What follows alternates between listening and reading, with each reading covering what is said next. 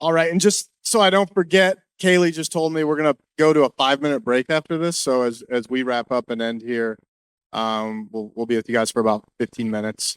We'll go to a 5-minute break before we move on to the remainder of the content before lunch. Excited to have this crew. Reminder again, you have the names up here. Chris from Uber. We've got Eric Libby from Flexport and Jarrett Stowe, I think, in musical chairs, but we're all here. We're excited to dive a little bit deeper into kind of the evolving landscape of freight fraud, which I think you guys touched on. De-risking the network and getting deeper into collaboration, transparency, which I'm excited to hear you guys kind of dive a little bit deeper into. But to kick us off, Jared, I wanna throw something your way. As you know, DAT, the most recognized marketplace for capacity interaction between carriers, brokers. What have you guys seen that you're able to do now from a technology standpoint that you weren't able to do? That kind of emerging technology has helped you guys, de-risk, and provide better solutions for fraud. That's a great question. I mean, everywhere in the industry, right? Everyone's looking for applications of AI, machine learning right now. You're seeing all these companies pop up, doing various things with it. DAT is no exception. I think the biggest place that it shines right now, especially in fraud detection, is in pattern recognition. One great example that I can talk about at DAT is the ability to actually identify when someone's trying to put illegitimate like phone information or emails like into load post comments. You'll see some folks were talking about phishing emails earlier, right? Everyone's seen the articles out there. Sometimes your DAT account, someone will figure out how to break into your email and get it. In that case, they'll often post a ton of loads with a fake email in it, or like a fraudulent email. Previously, that would have been whack-a-mole, right? For if there's any engineers out there, it's regular expressions. You're sitting there trying to match all these different variations to catch every potential variation with different special characters, spaces, periods, commas, all these different things. Every time you find a new fraud, a new vector, you have to redo everything you've built to catch it. Now we're actually working on a machine learning model using the vast data set that we have there and all these confirmed fraud postings to use that for pattern recognition to identify that. So there's no more whack-a-mole. You're able to just immediately recognize those. We've been testing it out to great results, and it should be coming out for everyone soon. So be on the lookout for that. That's coming down the pipeline. I do want to highlight there that it just makes it extremely important for your technology vendors. Let them know when you see fraud, right? Like they use that to verify and validate and add to their model, right? They need to know that that fraud happened so that they can build on that and learn on that and use that to improve their product. Yeah, maybe building on that, Chris, if I can toss that to you. I think, Jarrett, you mentioned, you had a customer, there was 100 plus, fraud alerts, right? Yeah. And nothing happened, right? And I think, you and Eric both talked a lot about the process of identifying. Can you talk a little bit more? Identifying is one thing, but how much is that on the process of, helping the person make a decision? Versus, maybe is there a lapse in the connection of, surfacing that information to the right person at the right time? Sure. Yeah, great question. I think there's a balance that you need to find between we have tools that are constantly scanning our ecosystem, both from a penetration perspective and an active engagement and platform management perspective. There are certain things that we've identified as hard and fast automatic blockers. And then there are things that are just flags, pushes to our team. We've had to invest in a lot of human resourcing, a lot of capital just on people to go through and manage these flags and see what the accuracy of those flags are, trying to reduce that false flag. Again, maintaining capacity is absolutely critical. It's core to all our jobs. We need as many qualified entities in our ecosystem, and we can't just be blocking 25% of them. So again, finding that balance between the automated, the controls, and having that human investment, that capital, managing those signals and looking through it. Today, on our signaling perspective, we are hovering between kind of 15 and 18% is of the flags that come through that our people are managing we're actioning about 15 to 18% of those. So again, kind of gives you an idea. We're getting a lot of signals, Right. but not fully actioning in all of them.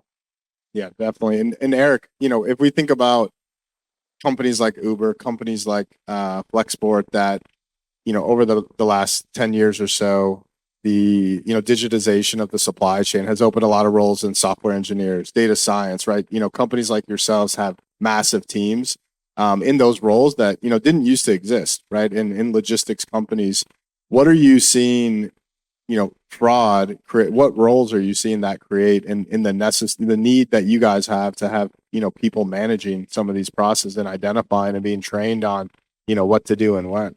Yeah, I mean, interesting question. I think the data science side is a big one. 10 years ago, even 5 years ago, compliance was just a team that was kind of off somewhere doing their own thing, difficult to the sales team if they wanted capacity. It's kind of changed into like our science team is incredibly interested in fraud, in compliance, because there's so much data associated with it. How do we use it?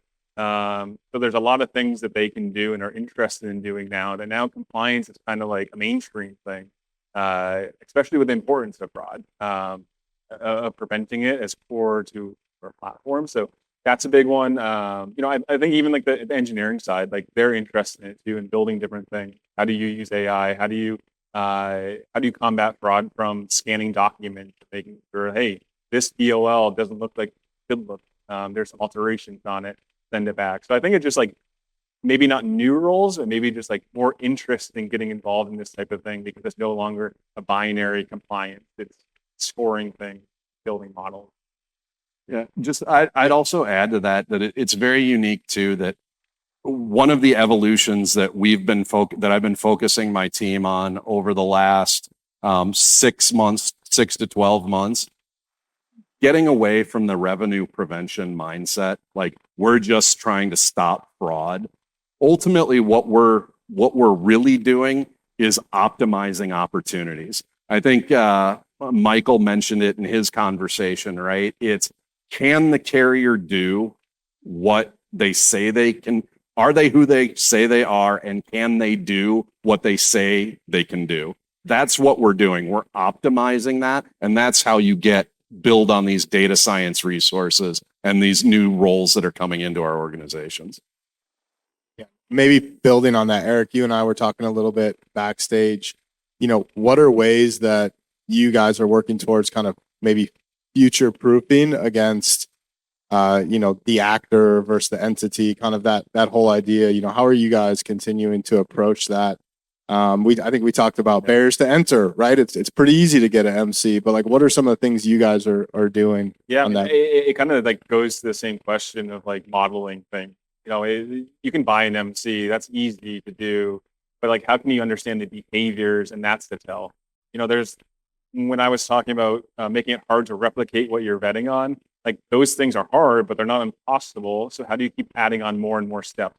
Example being like spoofing. Like there's gonna be a time with AI that they can spoof whatever they want to spoof, but there's a certain behavior behind that as you're tracking them, that like there's a consistency behind the bad actors that are trying to do that thing. So it's more of measuring the behavior rather than the forensic side, which is evolving quickly. We just got to the connections and network wrapping. We have to move beyond that quick, stay ahead of it.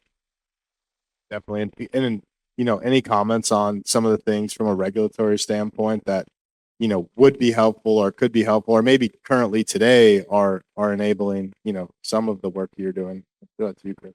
Sure. I guess the conversation, hi, I'm from the government, I'm here to help, isn't usually something that I want to rely on and lean into, but maintaining those connections. So we maintain a fairly good, consistent communication relationship with the FMCSA. They're talking about the identity management tools that they're implementing. Again, it's going to be good, sound resourcing that we can go through. There's also at least 2 bills in front of Congress right now. One's Corca, consumer something against organized retail crime bill. That's going to have some language in it, hopefully some teeth to increase enforcement and some other things. There's also a bill that TIA has sponsored. We've got multiple support from ATA, from OIDA, and others really supporting the initiatives to have more centralized control of the data around cargo theft, more streamlined reporting. Hopefully someday we can get something like uniform crime reporting on cargo theft so everybody's starting to talk the same language. These are all very important things that we're all working for. So I would recommend one thing coming out of that is if you're not a member of TIA on the brokerage side, sign up, support these regulations. There's great tools that you can do from the website to send auto-generated letters of support to your Congress people in support of these legislative efforts, trying to do it. But again, I don't think we can really be relying on the government to solve our problems, but any help they're willing to give is what we'll take. And I think you mentioned the idea of, carrier lists not really being a secret thing.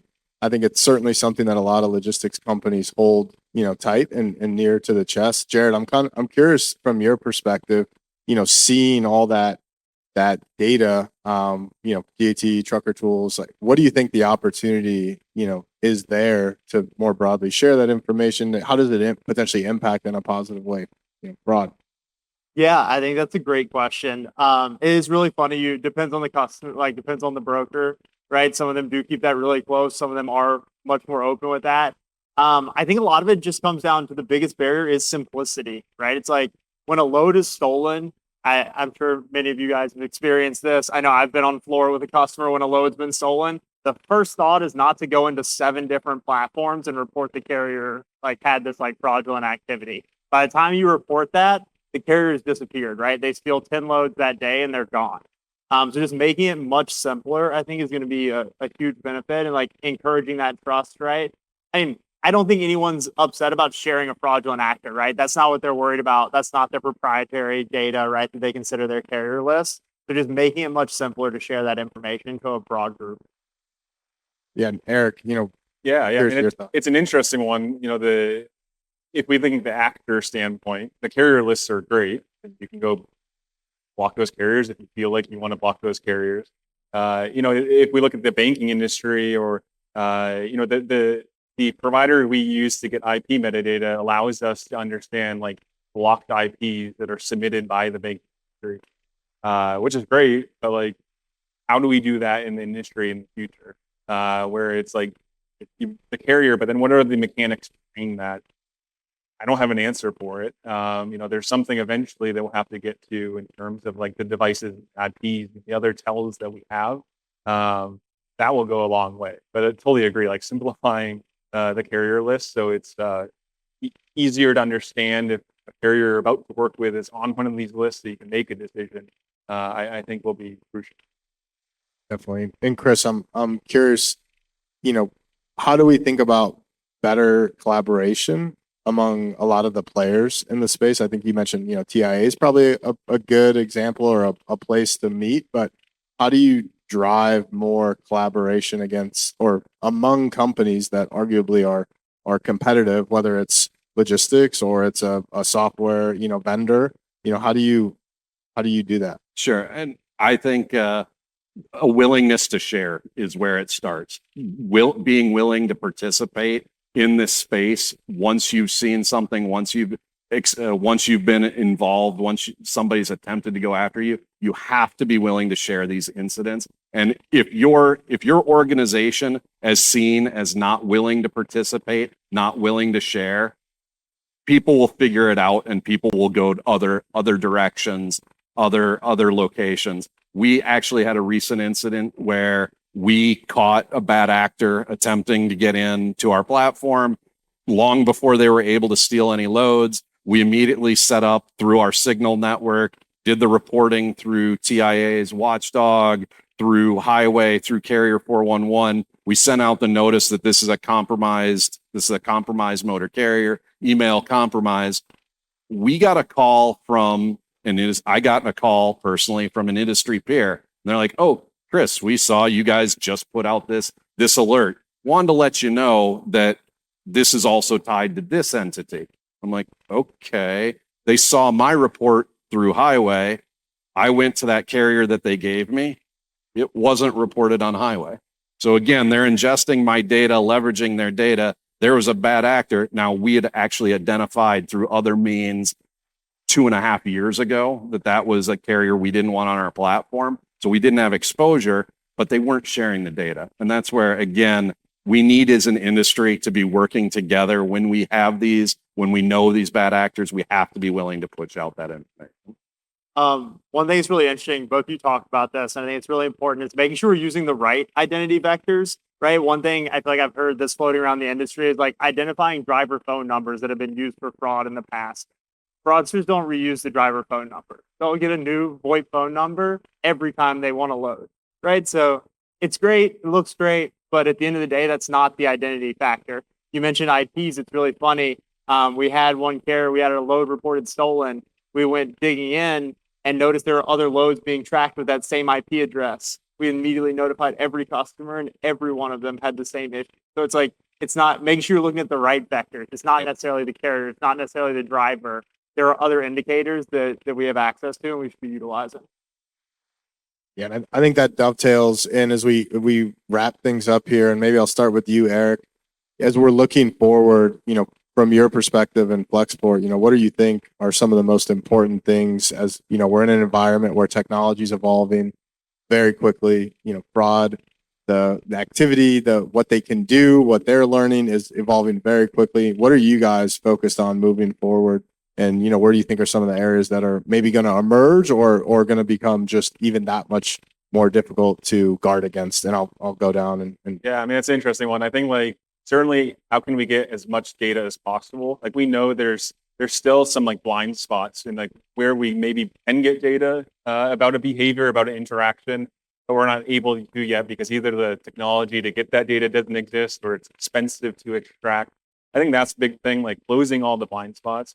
But I would second what Chris and Jared talking about, like building these relationships and like working together on this thing, and for free. Like, these guys are great. Like I've talked to you before about these things, and there's like no expectation of like payback or anything. It's just like, hey, I had this issue. I don't want you to have this issue. If the industry works together to solve this, like that's where this is going to get solved. So I think that's big. There's a lot of people here. There's a lot of interest in it, but like keep working together and sharing this information as much as we can about the MOs, about how things are changing. Like that's how we're gonna. Cool. Just what's emerging and what we need to be prepared for. It's going to be the use of AI. We've already seen the bad actors using AI bots from a tracking perspective. It's going to be something that we have to keep in mind, keep it at the forefront of our conversations, and we're leveraging it daily in our fight against this. We've actually just launched a new tool on all our inbound calls. We have kind of an AI sentry that's sitting over our inbound phone calls, looking for certain trigger words. We have training with all our employees, things that they need to look out for, things carriers shouldn't be saying. We're creating those scripts, and it's constantly learning to, if that employee doesn't see it, the AI sees it and flags it to our team. So looking for these unique ways to leveraging this emerging technology, but also understanding the more we use it, the more it's going to be used against us as well. So having those recognition tools and systems out there is going to be absolutely critical as we kind of go into the continuation of this battle. Yeah, I think there are two pieces. As a tech vendor, I think for customers, I'd recommend adopting proven technology. If there's proven technology out there that can help you identify fraudulent vectors, integrate it, right? I talked earlier, especially if you already have access to it and it's not an additional cost, right? If you don't have to make that ROI decision and it's just there, take advantage of it. And then the second piece, as a technology provider, Chris, you made a great point earlier. You said you use 15 to 18% of the flags that you get, right? So as a technology provider, how can I reduce the number of flags you're getting and help you prioritize, hey, these are the 10 loads that you need to pay attention to, not the 100 loads that are flagged, right? So combining all these different vectors and identifying what's the most at-risk loads that you should be paying attention to right now. Absolutely. Well, I want to thank each of you for joining us. I think super informative conversation. And as a reminder, we're going to break for 5 minutes and then we'll come right back. So just a quick break, get everybody up, and we'll be right back here in 5. Thank you. Thank you, guys.